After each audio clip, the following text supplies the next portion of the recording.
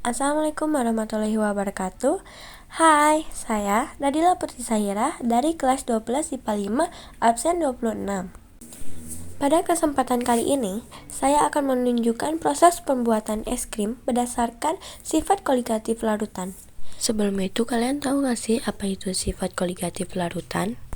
Sifat koligatif larutan adalah sifat larutan yang tidak bergantung pada jenis zat terlarut, tetapi hanya bergantung pada konsentrasi partikel zat pelarutnya.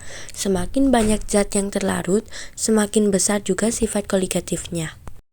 Tujuan dari praktikum ini adalah 1. Mengetahui penurunan titik beku dengan menerapkannya pada pembuatan es krim. 2. Mengetahui faktor-faktor yang mempengaruhi dalam pembuatan es krim. Ketiga, dapat menetapkan atau mengaplikasikan salah satu sifat koligatif larutan, lebih tepatnya titik beku pada es krim. Yang terakhir, membuktikan aplikasi atau penerapan dari penurunan titik beku larutan. Apa aja sih alat dan bahan yang digunakannya?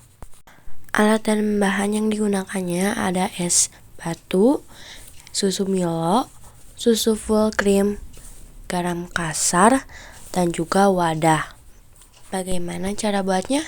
Yuk kita lanjut ke video selanjutnya. Cara membuatnya gampang. Pertama, hancurkan es batu dan simpan di wadah. Lalu campurkan garam kasar ke es tersebut. Lalu aduk dengan rata.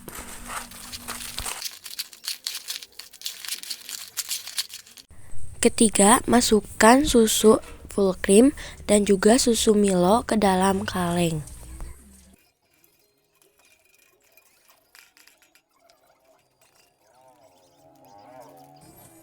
Setelah semua bahan dimasukkan, aduk-aduk dengan rata.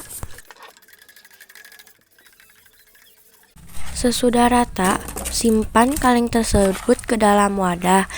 Lalu masukkan es yang sudah dicampur dengan garam kasar. Kelilingi kaleng tersebut dengan es. Jika es sudah mengelilingi dengan rata, kalian bisa putar-putar selama 40 menit. Ini hasil dari putar-putar selama 20 menit. Terlihat di pinggir-pinggirnya sudah membeku, tapi di dalamnya masih mencair. Terlihat juga di luar wadah terbentuk bunga es.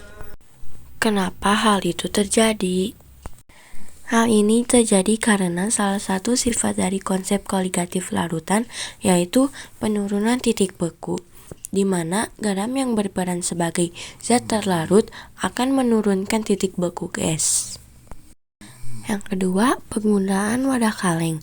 Dalam percobaan ini yang bersifat sebagai konduktor akan membantu mempercepat proses pembekuan susu menjadi es krim. Setelah itu, jika sudah proses putar-putar, buka tutup kaleng. Bisa dilihat bahwa susu yang mulainya cair sudah membeku seperti es krim, karena larutan tersebut mendapat kalor dari adonan es krim, sehingga es krim memadat. Pengguncangan selama proses pembekuan bertujuan untuk memperkecil ukuran kristal es yang terbentuk sehingga es krim semakin halus. Hasilnya terbukti dengan tekstur es krim yang membeku memiliki tekstur lembut. Ambil es krim menggunakan sendok dan letakkan ke mangkuk. Tambahkan topping sesuai selera dan es krim siap disajikan. Kesimpulan dari praktik ini adalah: yang pertama, sifat koligatif larutan adalah sifat larutan yang hanya bergantung pada jumlah partikel zat terlarut dalam larutan.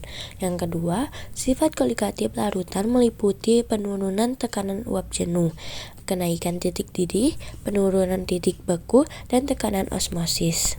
Ketiga, penurunan titik beku adalah perbedaan titik beku akibat partikel zat terlarut.